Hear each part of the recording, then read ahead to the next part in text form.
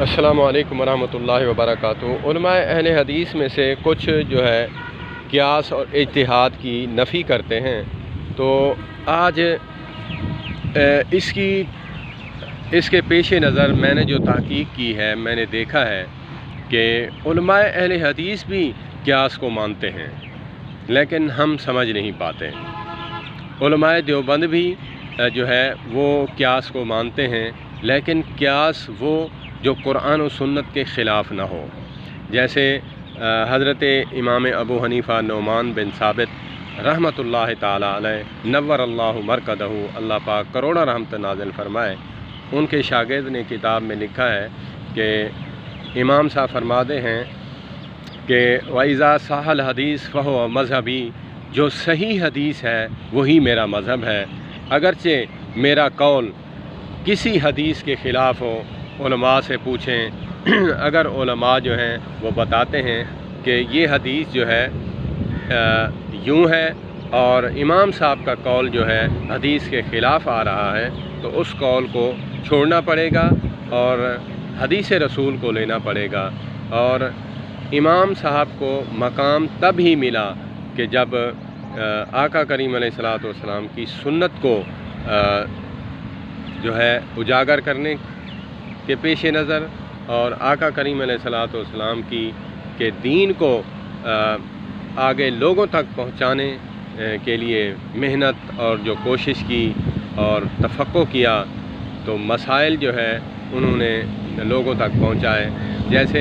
حضرت علی المرتضیٰ شیر خدا رضی اللہ تعالیٰ عنہ فرماتے ہیں کہ قیاس کی جو ہے اتنی وقت ہی نہیں کہ میں بتاؤں کہ موزوں کے اوپر سے ہمیں مسح کرنے کو کہا گیا ہے، اگرچہ میری عقل اور قیاس کہتی ہے کہ میرا عقل یہ کہتا ہے کہ گندگی جو ہے پیر کے تلوے حصے پہ جو ہے گندگی لگتی ہے، تو ہمیں تو چاہیے کہ ہم نیچے سے مسح کریں نا۔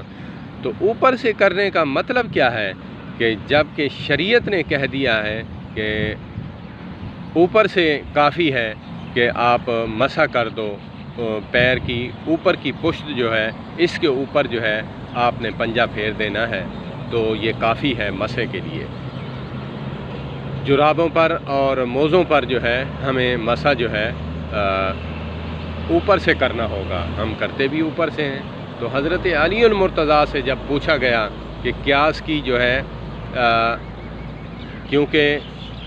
امام ابو حنیفہ رحمۃ اللہ تعالیٰ علیہ جو ہے ان کے ہی جو اخذ کیے مسائل ہیں یا ان کے ہی جو ہے فرامین میں سے جو ہے قیاس یا پھر اجتہاد کرتے تھے، تو اسی لیے